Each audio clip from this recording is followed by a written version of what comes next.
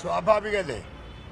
4.5 വർഷം ഈ റിപ്പോർട്ട് കിട്ടിയിട്ട് ഒരക്ഷരം മിണ്ടാതെ പെട്ടിക്കകത്ത് കാത്തുസൂക്ഷിച്ച് ഈ കൊലയാളികൾക്കും ഈ കുറ്റക്കാർക്കുമൊക്കെ സംരക്ഷണം നൽകിയൊരു സർക്കാരാണ് ഈ സർക്കാർ. മറ്റ് ആളുകൾ വന്ന് ഈ പ്രശ്നങ്ങൾ ഉണ്ടാക്കിയപ്പോഴല്ലേ അവർ കേസെടുക്കാൻ നിന്നത്? എന്താ ഹേമ റിപ്പോർട്ട്? എന്താ ആ റിപ്പോർട്ടിന്റെ അകത്ത് പറഞ്ഞിരിക്കുന്നത്? മുഴുവൻ ഈ രാജ്യത്തെ സ്ത്രീകളുടെ അവകാശങ്ങളും അധികാരങ്ങളും അഭിമാനങ്ങളും നഷ്ടപ്പെടുത്തിയ ഒരു ഭരണത്തിന്റെ ചിത്രമാണ്. എന്ത് ചെയ്തു സർക്കാർ? എന്ത് ചെയ്തു? ഞാൻ പറയുന്നത് ഹേമ റിപ്പോർട്ട് മാത്രം വേണ്ട. ഇവിടെ നാട്ടിൽ നടക്കുന്ന മറ്റ് ഒരുപാട് വിഷയങ്ങളിൽ സ്ത്രീകൾക്ക് സംരക്ഷണം കിട്ടിയ കഥയേതാ ഒന്ന് പറഞ്ഞേ നിങ്ങൾ. ഇടതുപക്ഷ സർക്കാരിന്റെ മുമ്പിൽ സ്ത്രീകൾക്ക് സംരക്ഷണം കൊടുത്ത ഏതെങ്കിലും ഒരു സംഭവം? നമ്മുടെ നാട്ടിൽ 6 വയസ്സുള്ള കുട്ടികളെ ബലാത്സംഗം ചെയ്ത് ഞെക്കിക്കൊന്ന് തൂക്കിക്കട്ടിയില്ലേ? എന്ത് ചെയ്തു ഈ സർക്കാർ? 1 അല്ല 2 അല്ല 3 അല്ല. എന്ത് ചെയ്തു ഈ സർക്കാർ? അതുകൊണ്ട് പെൺകുട്ടികളും സ്ത്രീകൾക്കുമെതിരെയുള്ള ഈ അതിക്രമത്തെ അതിജീവിക്കാനുള്ള ഒരു മനസ്സും ഈ ഇടതുപക്ഷ സർക്കാരിന് ഇല്ല എന്ന് മാത്രമല്ല, ഇവർക്ക് അതിന് സാധിക്കില്ല എന്നതാണ് യാഥാർത്ഥ്യം. കാരണം അതിന്റെ അകത്ത് ഇടപെട്ടിരിക്കുന്നവർ ഈ ഹേമ റിപ്പോർട്ട് പഠിച്ചിട്ടുണ്ടാവും. ഇവര് അതിനകത്ത് ഏറ്റവും കൂടുതൽ CPM അനുകൂല ആളുകളാണ്. CPM അനുകൂല ആളുകളെ രക്ഷിക്കാനാണ് ഇവരുടെ മാർഗം. അതുകൊണ്ട് തന്നെ അവർ ഡിലിയാക്കി അതിന്റെ ഗൌരവം കളഞ്ഞ് എന്നിട്ട് അതിനുശേഷം ജനങ്ങളുടെ പ്രശ്നം വന്നപ്പോഴാണ്, അഭിപ്രായം വന്നപ്പോഴാണ് അത് ടേക്കപ്പ് ചെയ്യാൻ തീരുമാനിച്ചത്. കോടതി നന്നായി പറഞ്ഞു. കോടതി വളരെ നന്നായി പറഞ്ഞു. മറുപടി ഉണ്ടോ അവർക്ക്? കോടതി ഇന്ന് ചോദിച്ച ചോദ്യങ്ങൾക്ക് മറുപടി ഉണ്ടോ? മറുപടി കൊടുക്കാൻ സാധിക്കോ? അതുകൊണ്ട് ഈ ഗവൺമെന്റിൽ ഞാൻ ചോദിക്കുന്നു, നിങ്ങൾക്കെല്ലാം അറിയാം, മാധ്യമങ്ങൾക്ക് പ്രത്യേകിച്ചും അറിയാം, ഈ ഇടതുപക്ഷ സർക്കാർ ഇവിടെ നിലനിൽക്കുന്നത് BJPയുടെ ഔദാര്യത്തിലാണ്. BJPയുടെ ഔദാര്യത്തിലെ മുഖ്യമന്ത്രി എന്നോ ജയിലിൽ പോണ്ടേ? മുഖ്യമന്ത്രിയുടെ സെക്രട്ടറി ശിവശങ്കർ എവിടെയാണുള്ളത്? ജയിലിലാണുള്ളത്. അഴിമതി കാട്ടിയ ശിവശങ്കർ ജയിലിൽ പോകുമ്പോൾ അതിന് കൂട്ടുനിന്ന മുഖ്യമന്ത്രി ശിക്ഷിക്കപ്പെടണ്ടേ? അയാൾക്കെതിരെ കേസ് പോലുമില്ല. എത്രമാത്രം അലിഗേഷൻസ്, ആരോപണങ്ങൾ, സാമ്പത്തികമായ ക്രമക്കേടുകളുടെ ആരോപണങ്ങൾ കേരളത്തിൽ ഉയർന്നു വന്നു. മാധ്യമങ്ങൾ ഉയർത്തി, ജനങ്ങൾ ഉയർത്തി, സമരക്കാർ ഉയർത്തി. ഏതെങ്കിലും ഒരു കേസിന്റെ അകത്ത് എന്തുകൊണ്ടാണ് ഈ ബി.ജെ.പി സർക്കാർ പിണറായി വിജയനെതിരെ കേസെടുക്കാത്തത്? അണ്ടർസ്റ്റാൻഡിംഗ് അല്ലേ? അല്ലെങ്കിൽ അദ്ദേഹത്തിന്റെ പേരിൽ എടുക്കേണ്ട കേസ് എത്ര? ഒരു 20 കേസെങ്കിലും പിണറായി വിജയനെതിരെ. ഡോളർ അടക്കം, സ്വർണം കടത്തടക്കം, പണം കടത്തടക്കം, ഇതൊക്കെയുള്ള കേസുകൾ ഈ രാജ്യത്തുണ്ടായിട്ട് ഒരു കേസിൽ പോലും കേന്ദ്രത്തിന്റെ അന്വേഷണ ഏജൻസി അദ്ദേഹത്തിനെതിരെ കേസെടുത്തില്ല. അദ്ദേഹത്തെ സംരക്ഷിക്കുന്നു ആര്? BJPയുടെ ഗവൺമെന്റ്.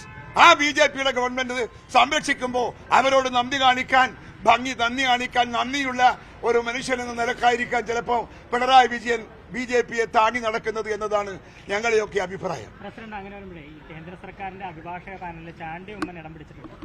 BJP നേതൃത്വം നൽകുന്ന കേന്ദ്ര സർക്കാരിന്റെ അഭിഭാഷക പാനലിൽ ഒരു കോൺഗ്രസ് MLA ആണ് കേന്ദ്ര സർക്കാരിന്റെ നയം കോടതികളിൽ പറയേണ്ടത് എന്നുള്ള സ്ഥിതി. അതെന്താണ് അങ്ങയുടെ പ്രതികരണം? അല്ല, അപ്പൊ ഒരു അഡ്വക്കേറ്റ് എന്ന നിലക്ക് അദ്ദേഹത്തിന് കിട്ടിയിരിക്കുന്ന ഒരു അംഗീകാരത്തിന് ഞങ്ങൾ എതിർക്കുന്നില്ല.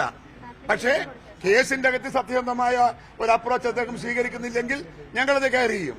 കേന്ദ്ര സർക്കാരിന്റെ നയമാണല്ലോ പറയേണ്ടി വരിക കോടതിയിൽ. കേന്ദ്ര സർക്കാരിന്റെ നയമല്ല, സാധാരണഗതിയിലൊരു നയമില്ലേ? സാധാരണഗതിയിലൊരു ന്യായമില്ലേ? ആ ന്യായമല്ലേ കോടതി പറയേണ്ടത്?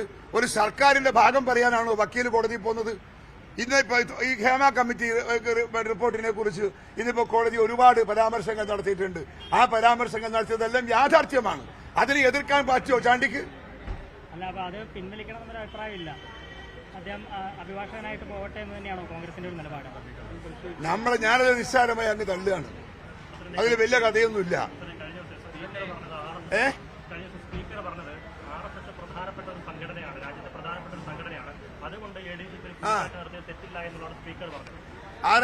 RSSന് ഇതില്ലേ അതിന്റെ മുഖം നന്നാക്കുകയല്ലേ ചെയ്തത്?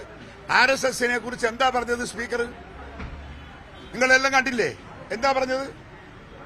അതത്ര അത് ശരി വലിയ പ്രശ്നമല്ല എന്ന് അദ്ദേഹം പറഞ്ഞത്. എന്റെ പ്രശ്നമല്ല. കാരണം RSSന്റെ എല്ലാ സഹായങ്ങളും വാങ്ങിയിട്ടാണ് ഈ ഗവൺമെന്റ് നിൽക്കുന്നത് എന്നതാണ് യാഥാർത്ഥ്യം. പിണറായി വിജയനെതിരെ ഒരു കേന്ദ്ര സർക്കാർ ഒന്ന് ചെറുപേരിലനക്കിയാൽ രാജിവെച്ച് പുറത്തു പോകേണ്ടി വരില്ല അദ്ദേഹം. എത്ര കേസുണ്ട് അദ്ദേഹത്തിന്റെ പേരിൽ? എത്ര പരാതികളുണ്ട് അദ്ദേഹത്തിന്റെ പേരിൽ? ഏതെങ്കിലും ഒരു പരാതിയുടെ പേരിൽ കേസെടുക്കാൻ എന്തുകൊണ്ട് BJP സർക്കാർ തയ്യാറാകുന്നില്ല? മറുപടി പറയണം ഈ നാട്ടിലെ ജനങ്ങളോട്. അല്ലെങ്കിൽ ജനങ്ങൾ മറുപടി പറയിപ്പിക്കും. അതാണ് ഇന്ത്യ, അതാണ് ജനാധിപത്യം, അതാണ് മതേതരത്വം. ഞങ്ങൾ സംരക്ഷണം നൽകിയെന്ന് പറഞ്ഞ ഒരാളാണ് താങ്കൾ.